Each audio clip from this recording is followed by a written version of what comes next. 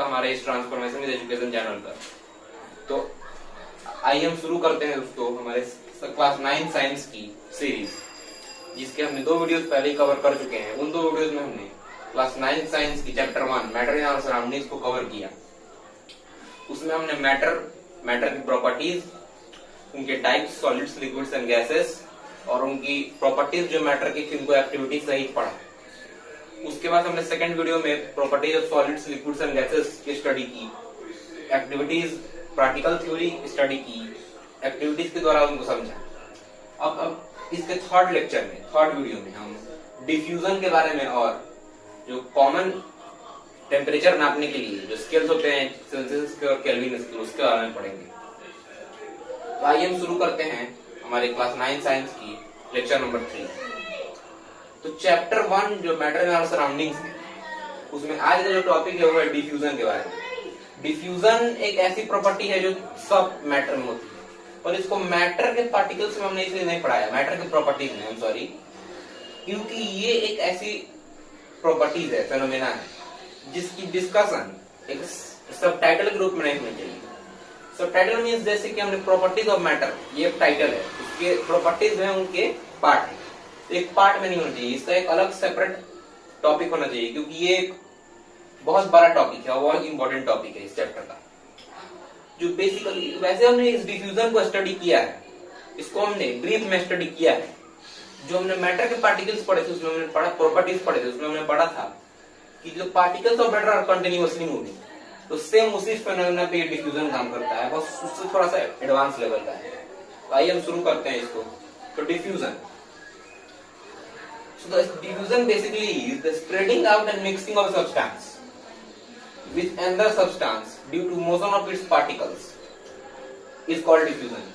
मतलब किसी भी सब्सटेंस का किसी दूसरे सब्सटेंस से में मिलना या फिर फैल जाना, उस सब्सटेंस के पार्टिकल्स के मोशन की वजह से, उस प्रोसेस को हम बोलते हैं डिफ्यूजन। मतलब किसी भी एक सब्सटेंस का दूसरे सब्सटेंस के पार्टिकल से मिल जाना, उस सब्सटेंस के पार्टिकल्स के मोशन की वजह से, जो फर्स्ट सब्सटेंस है उसके पार्टिकल्स के मोशन की वजह से, या फिर जो सेकंड सब्सटेंस है उसके पार्टिकल्स के मोशन की वजह से, या फिर दोनों के मोशन की वजह से, दोनों के पार्टिकल्स के मोशन की वजह से, उसको हम बोलते हैं डिफ्यूजन। डिफ्यूजन सॉलिड्स में भी होती है, लिक्विड्स में भी होती है, गैसेस में भी होती है। हाँ, स्पीड का अंतर होता है, the rate of diffusion varies, speed of diffusion also varies.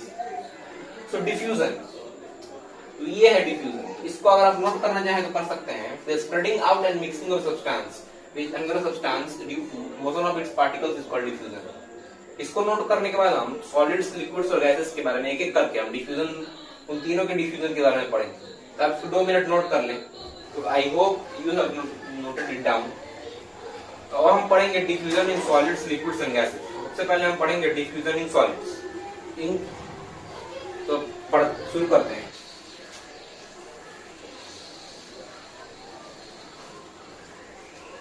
या फिर हम पहले डिफ्यूजन इन गैसेस डिस्कस कर लेते हैं, वो ज्यादा बेटर रहेगा।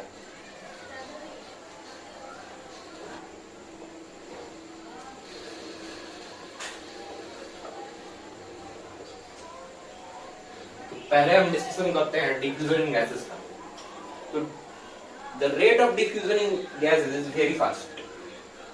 The diffusion in gases happens very quickly, and the reason behind that that the particles of gases move very quickly। वो बहुत तेज मूव करते हैं, क्योंकि उनके बीच की जो स्पेसेस नहीं होती है तो फोर्स ऑफ अट्रैक्शन नहीं होता है, और इसी की वजह से वो ऑल डायरेक्शन में, किसी भी डायरेक्शन में बहुत रैपिडली मूव करते हैं, और इसी की वजह से डिफ्यूजन बहुत तेज होता है। और क्योंकि आपको पता है कि डिफ्यूजन एक ऐसा फेनोमेना है, diffusion is a phenomena which happens solely due to the moving of particles, and when the particles of move will gas faster, then obviously the diffusion in gases will occur very fast, because the particles of gases move very rapidly। तो diffusion in gases में, diffusion in gases कुछ examples हैं, और ये diffusion in gases को discussion हम करें detail में। उससे पहले ये कहा कि diffusion में अगर हम टेम्परेचर इंक्रीज करें तो क्या होगा, डिफ्यूजिंग सब्सटेंस का अगर हम टेम्परेचर इंक्रीज करें तो क्या होगा, रेट ऑफ डिफ्यूजन घटेगी कि बढ़ेगी। तो rate of diffusion will increase, और इसके पीछे का रीजन ये है कि when we increase the temperature of diffusing substance, so basically we are providing heat, and due to the providing of heat, the kinetic energy of the diffusing substances increase, and the particles moves rapidly to and fro. And when the particles move rapidly to and fro, then obviously the diffusion will increase. The rate of diffusion will increase. So when we increase the temperature of diffusing substance, then the rate of diffusion will also increase. Now we will discuss diffusion in gases. तो इसके हम कुछ examples discuss करते हैं. जो first example मेरे mind में भी आ रहा है, जो डे टू डे लाइफ में भी होता है. The first example is that so when the food is being cooked in the kitchen, आपके किचन में जब खाना बनता है, then तब क्या होता है? Then the smell of that food reaches to our nose, even if we are studying in the room. ऐसा क्यों होता है? इस डिफ्यूजन प्रोसेस के कारण ही होता है. क्योंकि डिफ्यूजन प्रोसेस में होता ये है कि जो पार्टिकल्स ऑफ फूड है that is being cooked in kitchen mix with the particles of air that carry smell. मतलब जो पार्टिकल्स ऑफ फूड है that carry smell mix with the particles of air, और वो मिक्स हो जाते हैं particles of air में, and then they move. And when the particles of air move along with the particles of that food, then it reaches to our nose, because air is present everywhere and we can't stop air. तो ये है diffusion in gases का day to day example. एक और example है जो हमने first video में डिस्कस किया था. We have discussed in the very first video of this series of science that the experiment of incense stick.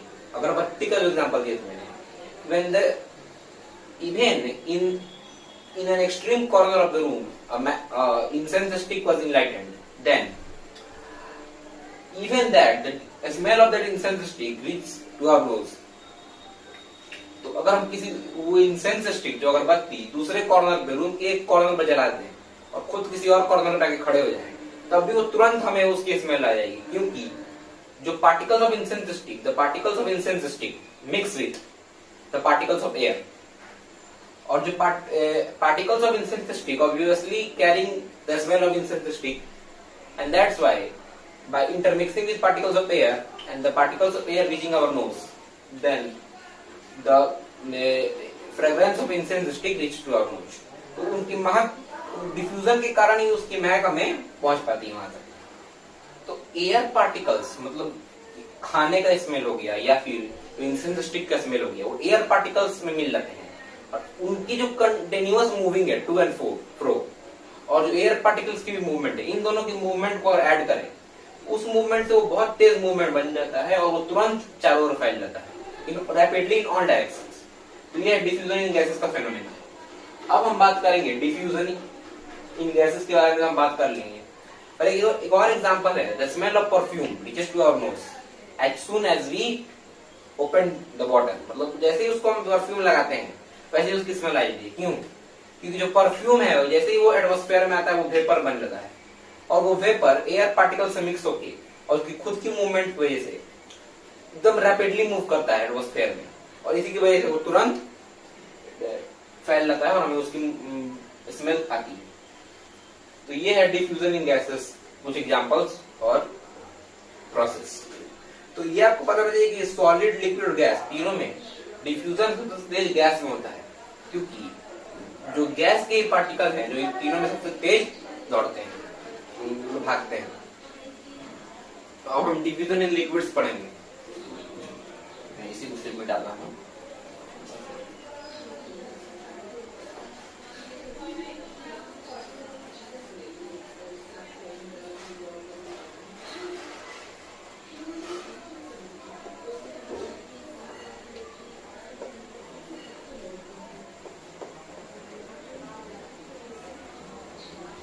अब हम बात करते हैं डिफ्यूजन इन लिक्विड्स के बारे में.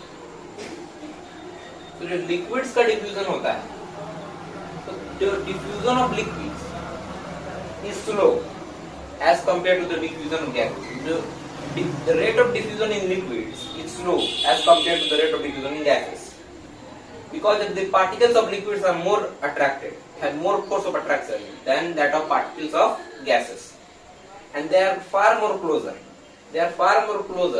Then particles of gases. तो इसी की वजह से उनमें डिफ्यूजन स्लो होता है, पर एकदम स्लो नहीं होता है सॉलिड जैसा।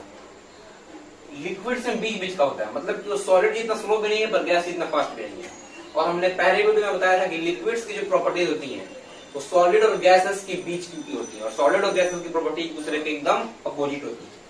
तो ये बात आप ध्यान में रखिए। डिफ्यूजन इन लिक्विड्स, तो डिफ्यूजन इन लिक्विड्स में है कि इसके भी कुछ एग्जांपल्स अगर हम देखें तो इसके एग्जांपल है कि if we put crystal of potassium permanganate into water slowly, मतलब आराम से उसको डालें वाटर में and leave it for some time, then the particles of potassium permanganate will dissolve into the particles of water, resulting that the water will get purple color, मतलब water purple colour का हो जाएगा और potassium permanganate उसमें dissolve हो गया। So the phenomena of the potassium permanganate dissolving in water on its own, by not any external help, on its own, is the example of diffusion in liquids, is example of diffusion. Same example. So ये example से हम diffusion in liquids को prove कर सकते हैं। और भी दो example हैं, जैसे जो water, जो ऑक्सीजन, एटमॉस्फेरिक ऑक्सीजन और CO2 होता है जो वाटर में मिक्स होता है, जैसे कि water of river, ponds, lakes, उसकी वजह से पूरा एक्वाटिक सिस्टम चलता है। कैसे एक्वाटिक सिस्टम चलता है? तो जो एटमॉस्फेरिक ऑक्सीजन वो वाटर में डिफ्यूज होते हैं और CO2, और उसकी वजह से जो और उस CO2 से जो एक्वाटिक प्लांट्स होते हैं वो उससे लेके by the process of photosynthesis वो अपना फूड बनाते हैं, और जो ऑक्सीजन होता है उसकी वजह से जो एक्वाटिक एनिमल्स होते हैं, एक्वाटिक फिश, ये सब, तो वो अपना उससे वो सांस लेते हैं, ब्रीथ। अब क्योंकि जो वाटर होता है, वाटर की जो पार्टिकल्स हैं वो स्लो सॉलिड्स के मुकाबले जरा फ्रीली होते हैं, और पानी में रहते हैं तो और फ्रीली हो जाते हैं। इसी की वजह से जो डिफ्यूजन इन लिक्विड्स है वो थोड़ा सा फास्ट होता है सॉलिड्स के मुकाबले, पर गैसेस के मुकाबले फास्ट नहीं हो पाता, क्योंकि गैस के पार्टिकल्स बहुत तेज मूव करते हैं, जैसे कि मैंने आपको पहले भी बताया। So as I told that diffusion in liquids is in the rate of diffusion in liquids is in between the rate of diffusion in solids and the rate of diffusion in gases. और हम बात करेंगे कि ये जो example मैंने दिया water वाला, ये वाटर वाला जो एग्जांपल है जो वाटर में डिसॉल्व हो जाते हैं, ये एग्जांपल है गैस डिफ्यूजिंग इनटू लिक्विड।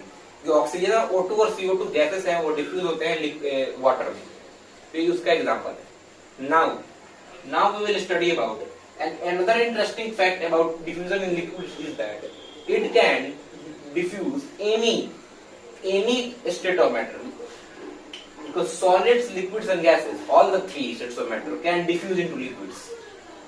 तो सॉलिड, कोई भी दूसरा सॉलिड, कोई भी दूसरा लिक्विड, और कोई दूसरा सॉलिड क्या, कोई भी सॉलिड, कोई भी गैस और कोई भी दूसरा liquid other than water, water तो खुद इसमें डिफ्यूज हो रहा है वही वाटर होगा, वो वाटर में डिसॉल्व कर सकते हैं, डिफ्यूज कर सकते हैं।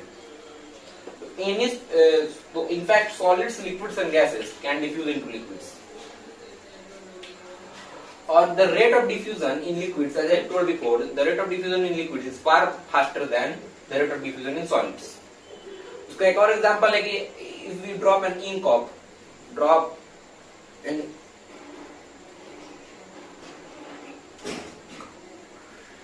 so if we drop an ink in water, then slowly the whole water will turn blue, because that the particles of ink spread within the particles of water. And that's why they turn blue, as the color of ink describes. So diffusion, हमने diffusion in solids और diffusion in liquids भी पढ़ लिया। अब हम पढ़ेंगे हमने diffusion in gases और diffusion in liquids भी पढ़ा। Now we will study about diffusion in solids. So इसके बाद ये टॉपिक खत्म करके हम आगे बढ़ेंगे।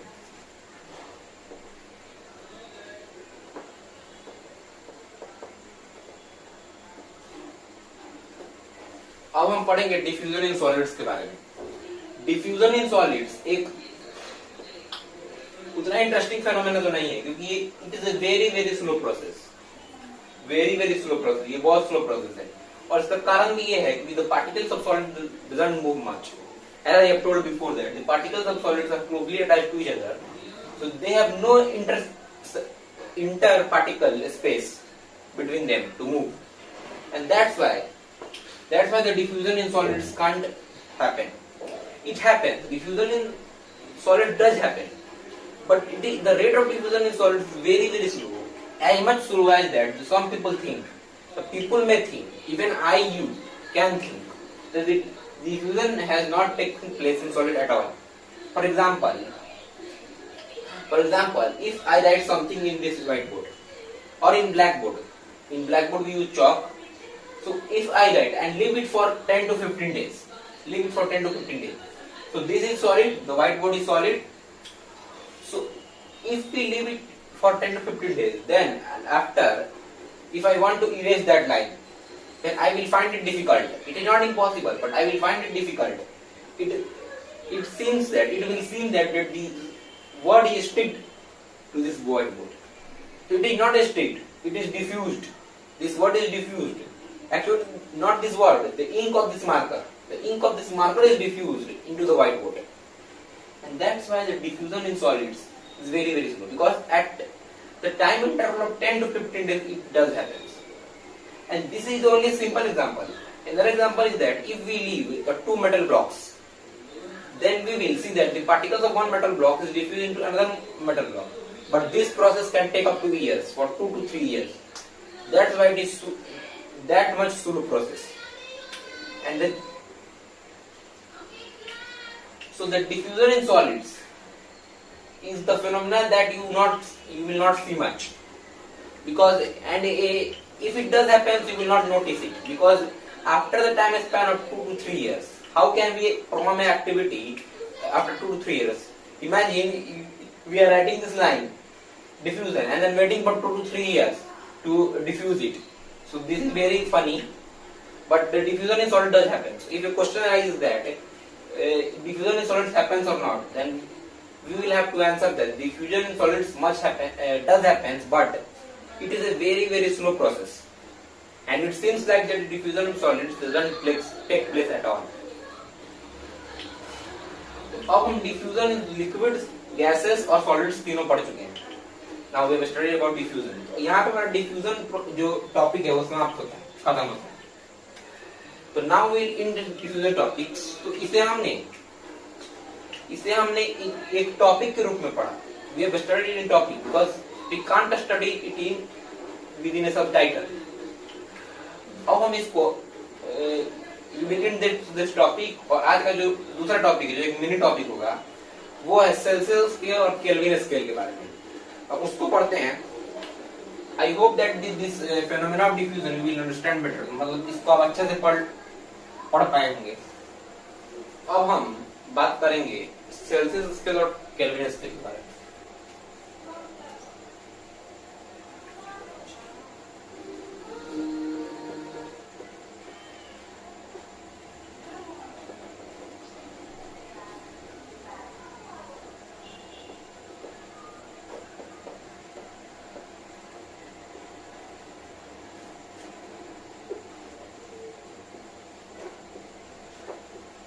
Common unit, SI unit, degree Celsius.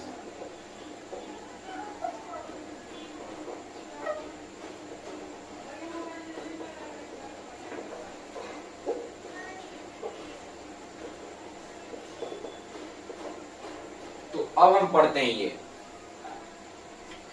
So the unit of temperature units of temperature, Celsius scale और केल्विन स्केल के बारे में. जो सेल्सियस स्केल एक कॉमन यूनिट है, इसको हम डे टू डे लाइफ में यूज करते हैं.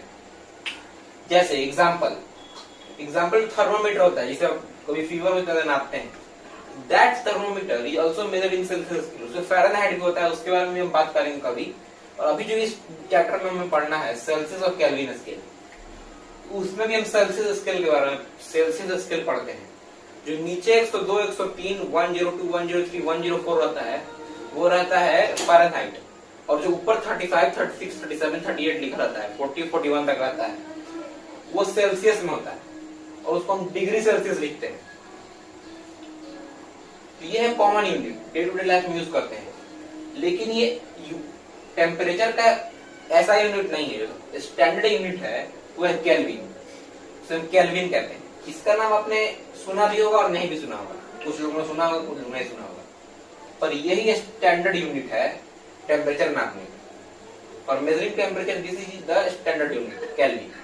It is the common unit, that's why I have written common unit and SI unit. Kelvin को डिग्री केल्विन या फिर केल्विन डिग्री नहीं लिखते हैं, उसको सिर्फ केल्विन से डिनोट करते हैं।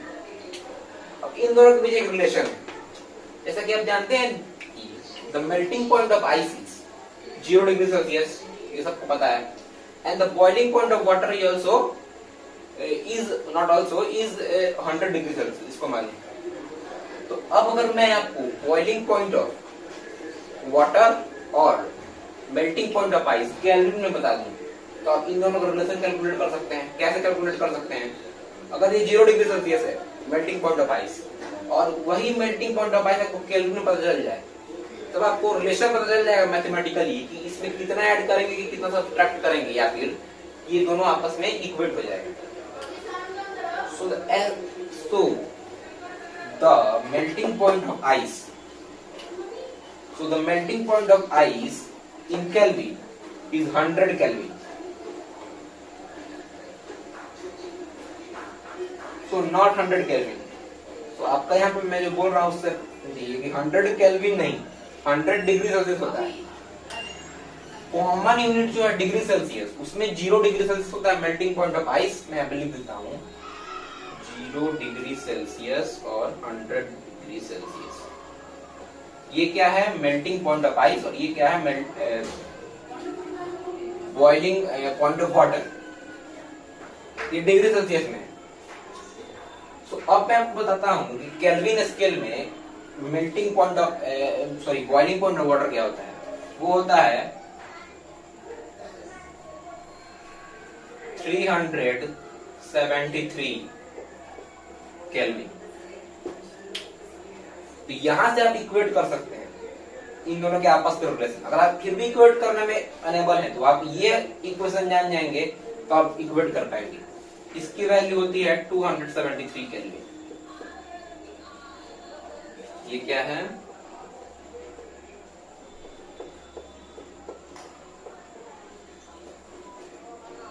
Melting point of ice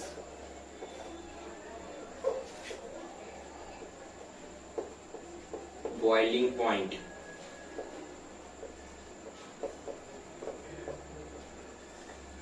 water.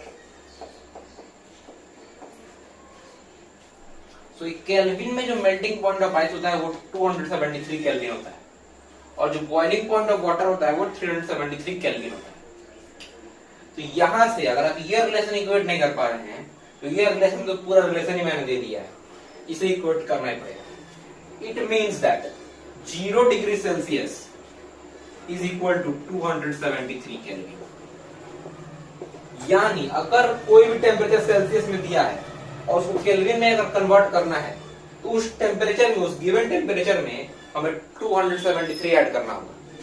उसी तरह वाइस वर्सा 273 केल्विन, अगर कोई भी टेम्परेचर केल्विन में दिया है उसको हमें सेल्सियस में कन्वर्ट करना होगा, तो वाइस वर्सा करेंगे और उस केल्विन में से 273 का डालेंगे, सेल्सियस में उसका टेम्परेचर आ जाएगा। सो ये जो दो कॉमन यूनिट है, इसको हम थोड़ा सा डिटेल में अच्छे से लिख लेते हैं। इसको यहाँ पर रिलेशन, तो ये इसको हम डिटेल में लिख लेते हैं। यहाँ पे डिटेल में क्या लिखना है? तो टेम्परेचर ऑन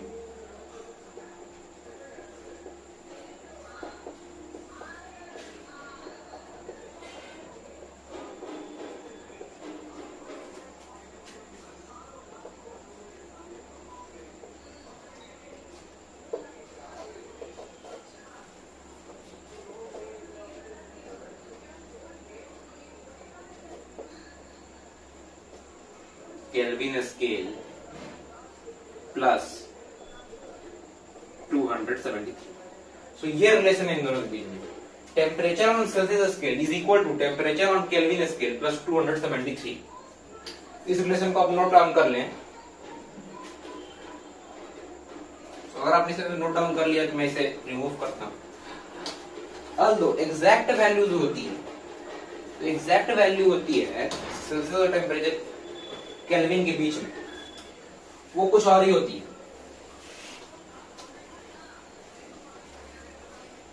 वो होती है 0 degree Celsius is equal to 273.16 kelvin. So correct me if I am wrong, 273.16 kelvin होती है एग्जैक्ट। ये तो 0.16 होते हैं। इसे हमने काउंट क्यों नहीं किया और क्यों नहीं करते हैं? इसका काउंट इसलिए नहीं करता है क्योंकि मैथमेटिकल कैलकुलेशन में इसे हम एस्टिमेट कर देते हैं 273 पर, क्योंकि मैथमेटिकल कैलकुलेशन में ये थोड़ा इजी होगा, आसानी होगा। दैट्स व्हाई वी नॉट, इसको हम कंसीडर नहीं करते हैं। पर एग्जैक्ट वैल्यू करते हैं, पूछे कहीं भी अगर दो ऑप्शन दिए हो 273 केल्विन और 273.16 केल्विन, तो हमें इसी को टिक करना है क्योंकि यही एग्जैक्ट वैल्यू है। ये भी एक वीवीआई पॉइंट है, वेरी वेरी इंपॉर्टेंट पॉइंट है ये, इसे भी आप नोट कर लें। ये एग्जैक्ट वैल्यू होती है वो 273.16 केल्विन होती है। अब हम बात करेंगे दो क्वेश्चंस की। दो क्वेश्चंस क्या, एकदम सिंपल क्वेश्चंस हैं, वो एक कन्वर्जन के क्वेश्चंस। इसको हम वीडियो को एंड करेंगे। तो हमें दो क्वेश्चन है कि कन्वर्ट, पहला क्वेश्चन है convert 25 degree Celsius into kelvin. इसे हम ओरली भी कर सकते हैं। 25 degree Celsius, so we have to basically add 273 into 25. So 273 plus 25, 5 3 8 7 2 9. So answer of this question will be 298 Kelvin. ये NCERT बुक क्वेश्चन है, आप इसे चाहे तो NCERT बुक में रेफर कर सकते हैं, इसको देख सकते हैं। इसका आंसर होगा 298 केल्विन। सिंपल है कि सेल्सियस में दिया हुआ था 25 डिग्री सेल्सियस, इसे हमने 298 केल्विन ला दिया 273 ऐड करके। Now another questions is that the vice versa of this question. So although numbers are not same but the process is vice versa.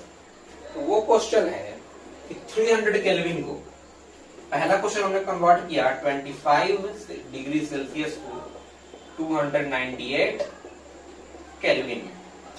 दूसरा क्वेश्चन है 300 केल्विन को कन्वर्ट करना है हमें सेल्सियस में। इसका कन्वर्जन कैसे होगा? कि मैंने आपको बताया कि अगर केल्विन को सेल्सियस में करना है, if we have to convert kelvin scale into Celsius scale, temperature given in kelvin scale into temperature in Celsius scale, we have to subtract 273 from kelvin. तो अगर 300 में से इफ वी सब्ट्रैक्ट 300, 7 9 7 2 तो 27, so it will be 27 degree Celsius. इसके answer आएगा 27 degree Celsius, क्योंकि हमने 300 में से 273 माइनस किया, जिसका आंसर मिला हमें 27 degree Celsius. This is also an NCERT book question, you may refer it, उसको भी आप रेफर कर सकते हैं। तो बेसिकली हमें दो पॉइंट याद रखने हैं।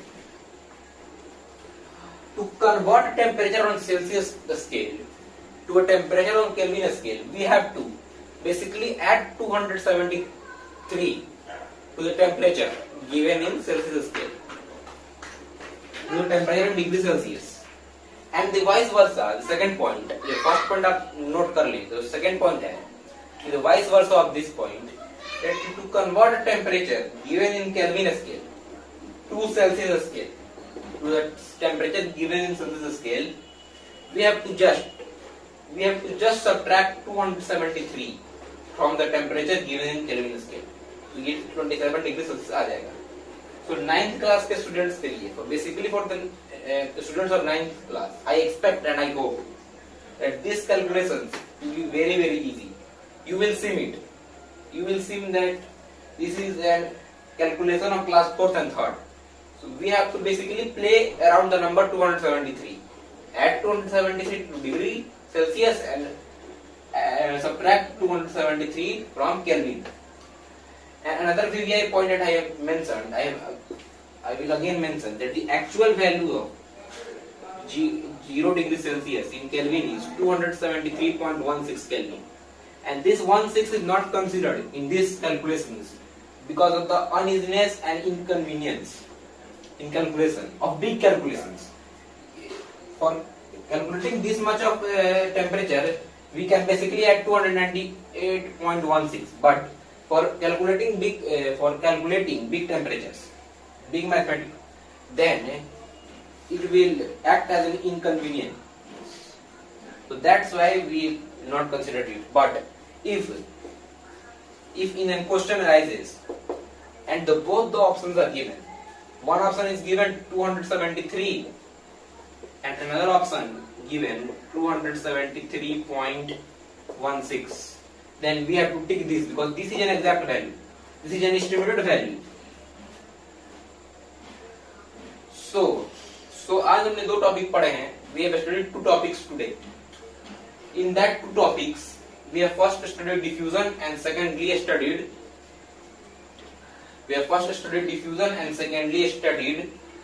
about the units of temperature.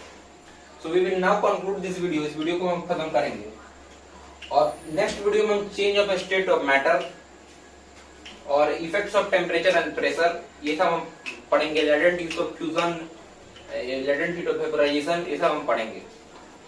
इसके बाद हम ये वीडियो हम 1 से 2 वीडियो में या फिर 3 वीडियो में मैं इस चैप्टर को खत्म करना चाहूंगा और नेक्स्ट चैप्टर हम शुरू करेंगे. केमिकल प्रॉपर्टीज के बेस पे मैटर क्लासिफिकेशन है, उसको हम इसके बारे में बात करेंगे. तो now we will conclude this video. तो इस चैनल को लाइक, सब्सक्राइब, शेयर जरूर करें. Okay, thanks for watching.